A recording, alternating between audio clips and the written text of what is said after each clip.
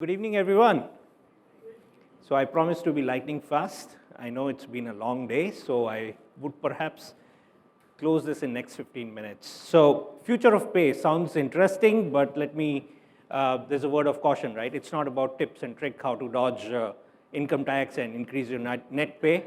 It's, it's about a very boring subject. Payroll is all about providing electricity, right? So you don't blink an eyelid if everything is going well, but if it stops, hell breaks loose. So this is about payroll function, and how things happen at the back end. So let me introduce myself. I look after business for ADP in India and Southeast Asia. And just to introduce ADP, ADP serves more than 1 million businesses across the globe.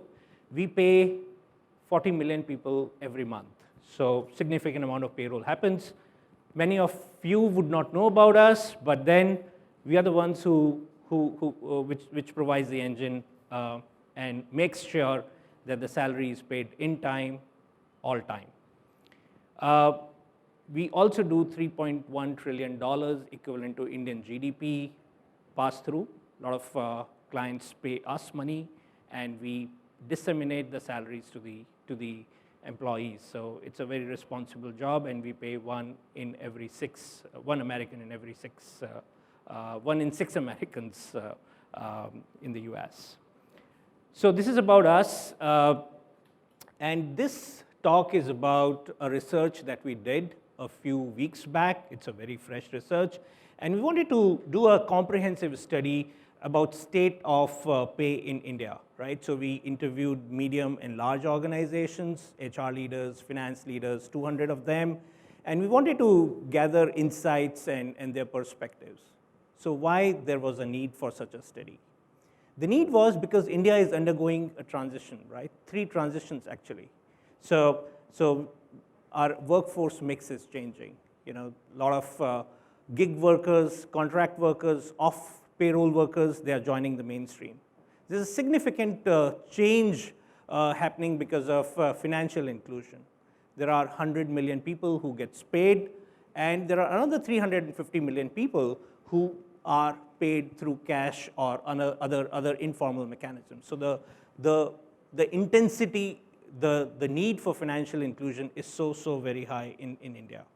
And then, of course, we all know about digital revolution. All of us use UPI some way or the other, and we know all these 3 big events impact payroll and pay. Also, there's one important aspect that we thought is important. Payroll function has been a back-end function, a very unstated function. And post-pandemic, we had seen this evolving into a strategic function. So many of the HR leaders, many of the CEOs and business leaders, they have not realized it. But I thought this study would at least make an attempt to bring this to the center stage. Key findings in 3 big buckets. One is we see big shift in pay happening. Importance of payroll data, compliance challenges, data security, etc. But I think the center stage is everyone is thinking about human, how we make pay more human-centric, right? The payroll function center of the entire organization, right? So this is something that we'll talk about in next few slides, in next few minutes. And the most interesting thing that many of us are unaware about is how do we reimagine pay?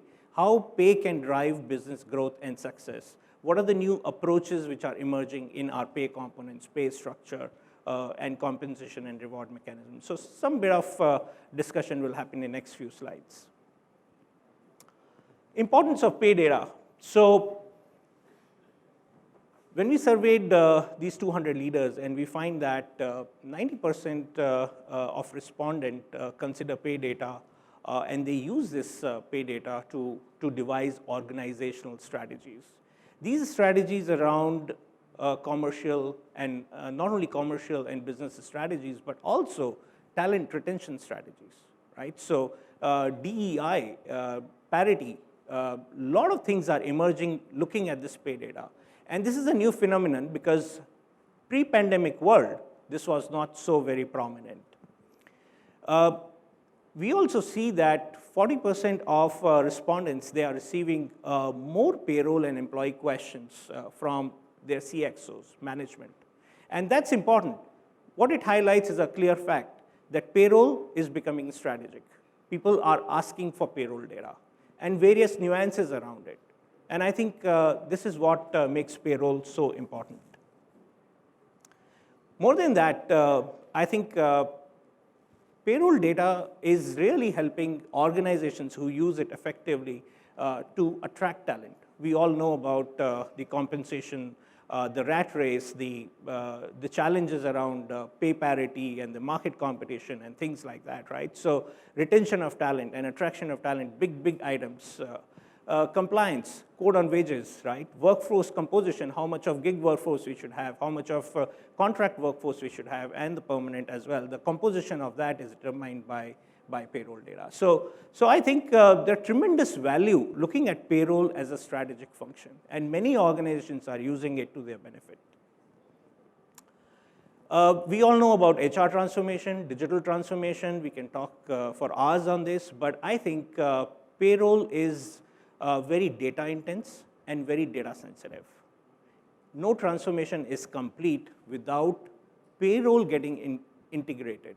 So we earlier in the session spoke about automation.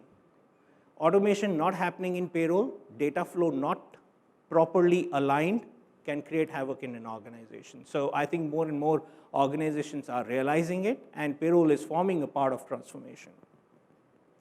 Another interesting finding was skills required to run payroll function. Now, this is something that's never been looked at. You know, it's always been sidelined, right? I mean, payroll happens every month. Everyone gets their salary. No one bothers, you know, what it takes to do the payroll, right? And it's such an important thing. So what we find is that most of the organizations, and especially after pandemic, after big attrition, people are realizing that there is a strong need to upskill payroll staff, payroll specialists. And not only in terms of income tax and compliance, but I think they require skills like automation improvement skills, business improvement processes, right? And of course, analytical and reporting skills. These are kind of becoming very, very common these days. I think reimagining payroll to drive success is very, very important, right? And with Gen Z, the last discussion was around Gen Z. I think it's important how the new folks, new members in the workforce, how they look at pay. They want easy access. They want early access to pay. They want multiple frequency of pay. Not only the last day of the month they want to get paid, but they want to get paid maybe 4 times, 2 times. Our legislative processes are not so very flexible to allow that. But I think it's time to reconsider some of those practices. Flexi payment methods, that's also kind of picking up. Also, people are looking at different types of payment methodologies, right? Not only wallets, not only fixed deposits, but multiple ways of doing so. So when we structure pay, when we think about pay, when we think about compensation, I think some of these things I believe should be kept in mind. Finally, and this is my last slide, and I'll not take more than a few minutes on this, I think pay is fundamental to build trust and transparency. Fairness gets established when we have a very effective payroll payment system. I think that's the fundamental. Payroll is becoming strategic, and I think I'll urge many of you to look at this with a little bit more, I won't say respect, but a little bit more detail. The payroll data can work wonders for you, for your organization's growth. And I think the new emerging trends like easy access, early access, customized pay structures, different types of payment methods, I think they should be part of regular compensation reward mechanisms. So that's what I wanted to communicate. I think the attempt is to bring payroll function to the forefront. And I think I like to say my heartfelt thanks and gratitude to those unsung payroll heroes, right? The payroll specialists who beat pandemic, pre-pandemic, and now they continue to serve and continue to pay all of us in time, every time, our hard-earned money. So this was an attempt to bring payroll to the center stage. Thank you.